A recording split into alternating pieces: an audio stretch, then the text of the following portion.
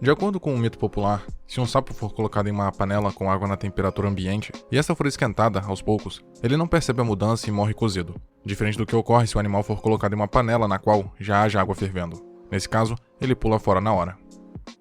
Os seres humanos são como sapos. Ao longo de sua existência, independente das circunstâncias, sempre encontraram formas de se adaptar e preservar sua integridade. Situações que parecem insuportáveis, arriscadas e prejudiciais em um primeiro momento podem se tornar corriqueiras e ser vistas como normais com o passar do tempo. Esse mito pode ser usado para descrever os cidadãos de Amber, uma cidade subterrânea movida a vapor e eletricidade, que existe desde que um evento apocalíptico, não especificado, tornou a vida na superfície terrestre impossível. Amber foi projetada por cientistas, engenheiros e arquitetos a fim de permitir que os sobreviventes pudessem viver a salvo de qualquer perigo. As instruções sobre como sair dali foram trancadas em uma caixa de metal, programada para abrir automaticamente em 200 anos, tempo considerado suficiente para a atmosfera se recuperar. Foi estipulado que essa caixa deveria ser guardada e passada de forma sucessiva entre os prefeitos que estivessem no poder. A fim de evitar que habitantes curiosos quisessem escapar antes do período estipulado e, assim, ameaçassem a segurança, os construtores decidiram remover tudo que pudesse fazer alguém ceder à tentação de ir até o mundo da superfície.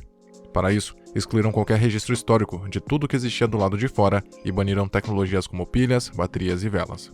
Assim, possíveis aspirantes a exploradores estariam desarmados de recursos e a população permaneceria na ignorância em relação ao que estivesse além da vida em sua cidade, cercada por trevas absolutas fora de seus limites. Toda a cidade sempre dependeria de um único e poderoso gerador de energia elétrica.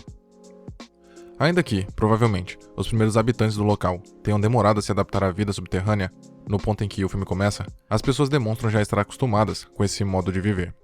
A maioria parece não ter tempo, interesse, motivação ou estímulo para se questionar a respeito do porquê ou dos riscos que envolvem essa estrutura socioeconômica. Da mesma forma que um sapo em uma panela, que é esquentado aos poucos, acha que está tudo bem e permanece estável e apático, à mercê da ação alheia, até morrer sem sequer perceber as mudanças à sua volta.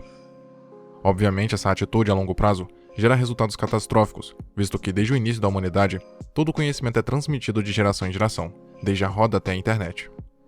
A partir do momento em que se quebra esse ciclo e impõe-se uma regressão intelectual, o único resultado que se pode esperar é o iminente fracasso dessa sociedade, por melhores que fossem as intenções dos idealizadores. Ao longo desse tempo, em algum ponto, a caixa, único símbolo e conexão que a cidade tinha com o mundo exterior, se perdeu. Dessa forma, todos esqueceram o propósito da existência da cidade e como foram parar ali. Para eles, Amber era a única realidade e para além das suas fronteiras só existiam trevas e vazio. Eles não faziam ideia de que eram descendentes de sobreviventes de um apocalipse. Antes de prosseguir, peço encarecidamente que curta o vídeo para valorizar o trabalho do canal e comente e compartilhe para ajudar no alcance. Caso não seja inscrito, considere se inscrever para receber todos os dias os novos conteúdos produzidos pelo canal Elegante. Dito isso, podemos continuar.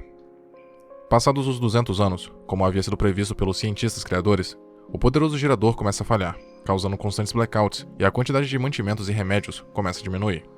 Diante disso, a população resolve permanecer em estado de negação, mantendo uma fé cega que vai tudo terminar bem, de que o corrupto prefeito é sábio e competente, e que os eletricistas e encanadores conseguirão consertar o gerador.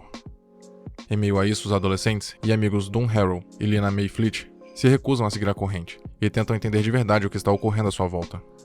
O ímpeto e a curiosidade deles aumenta ainda mais quando Lina descobre no armário de sua avó a caixa, já aberta, na qual estão contidas as instruções, secretas e criptografadas para deixar a cidade. Ela se dá conta que possui essa conexão genealógica com o último prefeito que a possuiu e faleceu antes de passá-la para frente. Sua avó parece se lembrar de que se trata de algo importante, mas não o porquê de ser considerada de tal forma. Com o instrumento em mãos, os dois então iniciam uma corrida contra o tempo em busca de pistas a fim de desvendar as mensagens e restaurar a fonte de luz da cidade. Ninguém nessa sociedade tem qualquer tipo de conhecimento científico aprofundado, ou sabe de forma técnica como o gerador funciona. As pessoas que nele trabalham, assim como aquelas que ocupam outras profissões, em sua maioria, apenas repetem funções e rotinas de forma mecânica, como são ensinados pelos seus veteranos. A maioria em Amber possui apenas uma noção rasa das coisas que são essenciais para a sua vida. Todos sabem que o céu está sempre escuro, mas não sabem que a razão disso é por estarem vivendo no subsolo. Eles sabem que a eletricidade é essencial e que podem cultivar alimentos em estufas, aplicando luz e água, mas não sabem explicar os processos bioquímicos envolvidos.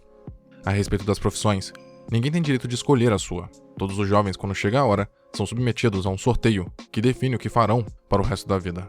Esse momento é conhecido como o Dia da Tarefa. Isso indica o quanto não fazem falta as aptidões naturais no exercício das funções laborais de Amber, visto que em nenhuma delas existe um estímulo para empreender e evoluir, e sim para reproduzir tecnicamente o que já existe e futuramente também passará adiante esse modus operandi. Doom e Lina, logo nos primeiros momentos em que aparecem juntos, já mostram terem em comum o caráter contestador, visto que ao não ficarem satisfeitos com as respectivas funções sorteadas, decidem trocar entre si. Assim, ela se torna uma mensageira, como queria a princípio, e ele um encanador. Ainda que ele desejasse a função de eletricista, considera que a de encanador, pela proximidade, também pode lhe permitir, pelo menos, tentar desvendar o que há de errado com o gerador. Lina mora com sua pequena irmã mais nova, Poppy, e sua avó Granny. Doom vive com seu pai Loris, um livre pensador e inventor, de passado subversivo, no qual, motivado pela insatisfação com o estado de coisas, tentou se aventurar para fora dos limites da cidade com o pai de Lina, que acabou morrendo afogado. Ele, por razões óbvias, enxerga com preocupação a natureza exploradora do filho, mas posteriormente acabou apoiando e o incentivando. O que ocorre no segundo ato são várias cenas repletas de ação e perseguição, tudo de forma lúdica, o que é típico em filmes baseados em obras de literatura distópica voltadas para o público infanto-juvenil. Apesar da rica discussão temática que a premissa promove, não houve tanto tempo para trabalhá-las com calma no filme. Também não houve uma tentativa de estender ou explorar mais aspectos pouco mencionados no livro, como por exemplo, o que os humanos teriam feito para a Terra ficar inabitável ou os mecanismos da corrupção existente na cidade. Mas isso não ocorre, a prioridade realmente é a ação. Entretanto, considerando o propósito, o tamanho da produção e o público-alvo, esse filme não deixa de ser eficiente, pelo menos para despertar uma faísca naqueles que assistem e incentivar reflexões que podem levar o espectador a buscar uma discussão mais aprofundada, mesmo para aquele que, a princípio, busca apenas o entretenimento ao assistir. Com relação a isso, o termo Ember, em inglês, significa brasa, um pequeno fragmento brilhante de um incêndio. Apesar disso soar irônico, visto que ninguém usa nem sabe como fazer fogo na cidade, talvez esse nome tenha sido construído pelos construtores para apontar um esperançoso novo começo, após tudo ser perdido. Aquela civilização representa uma centelha de vida em seus primeiros estágios, que, posteriormente, terá a força de um incêndio. Voltando ao enredo, os dois jovens acabam descobrindo que, em meio a toda a crise, o prefeito Cole acumulou comida enlatada em um bunker, somente para seu próprio benefício. Quando Lina ameaça denunciar isso, ele a captura e tenta roubar a caixa, mas ela consegue escapar durante um blackout. Acompanhados por Poppy, os dois usam as instruções para fugir da cidade através de um rio subterrâneo. Quando as repercussões de suas ações desencadeiam um pânico em Ember City, o prefeito se tranca em seu cofre, apenas para ser devorado pela toupeira gigante que antes perseguiu os jovens. Doom, Lina e Poppy chegam à superfície da Terra, onde, pela primeira vez em suas vidas, testemunham o nascer do Sol e a natureza. Eles conseguem enxergar Ember através do buraco no chão, como um ponto de luz muito distante, para alguém os escutar ou enxergá-los. Então, antes de partirem, colocam uma carta com informações sobre como sair, amarrada a uma pedra e a jogam pelo buraco. Ao chegar em Ember, essa pedra é encontrada por Loris, que sabe que o filho já não está ali, e também o que deve ser feito. É possível notar o desejo de mudança e aventura que havia perdido de volta em seu olhar. A história do filme faz uma referência direta ao mito da caverna de Platão. Ember é uma cópia imperfeita, caricata, do que foi um dia a humanidade, um simulacro que os cidadãos tomam como realidade. Cercada pelas trevas e luzes artificiais produzidas por máquinas à beira do colapso de tão velhas, esta é a própria atualização da caverna platônica.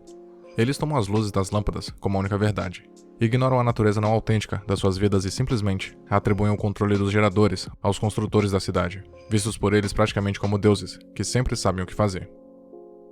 Toda a memória do passado foi perdida, sobrando apenas reminiscências, assim como em Platão, que julga a humanidade prisioneira na caverna do mundo das aparências, e a filosofia como a solução para relembrar a conexão com o que se perdeu, com o mundo das ideias. Os protagonistas, Doom e Lina, são os únicos habitantes da cidade que demonstram sentir-se deslocados, como se não pertencessem àquele lugar. Ambos sempre pressentiram que havia algo errado ali, mas ainda assim, tentavam ao máximo conviver e aceitar a rotina entediante, até não conseguirem mais se conter. O que os diferencia dos outros é que eles têm humanidade, não são egoístas e pensam no bem da população de Ember como um todo. Se preocupam em informá-los sobre a saída e que há vida na Terra. Já o prefeito, eleito e por isso reflexo do pensamento da maioria ali, perdeu sua humanidade e é indiferente aos outros. Em nenhum momento da história é feita qualquer menção direta a Deus ou a qualquer coisa que remeta a alguma religião ou espiritualidade. Ainda assim, existe uma celebração anual na cidade que em muito lembra uma cerimônia de caráter religioso. Trata-se da celebração do Grande Dia do Canto, que é marcado por cantores devotados e vestidos de túnicas, ensaios e uma espécie de hino, que soa como um juramento de fidelidade, onde todos enaltecem as luzes que tornam possível a sua existência na escuridão. Eles têm plena certeza de que serão salvos, só não sabem exatamente por que ou por quem. Mas ainda assim, demonstram ser subservientes e apenas cantam e pedem ajuda a esses seres em meio a tantos problemas. Existe aí uma forte mensagem humanista. Como foi comprovado ao longo da narrativa, nem a religião organizada, nem figuras sobrenaturais, nem a política são capazes de fornecer sozinhas as soluções que a sociedade precisa para melhorar e se curar de seus males. Doom e Lina só podiam confiar em si mesmos para conseguir encontrar a luz, e foi o que fizeram.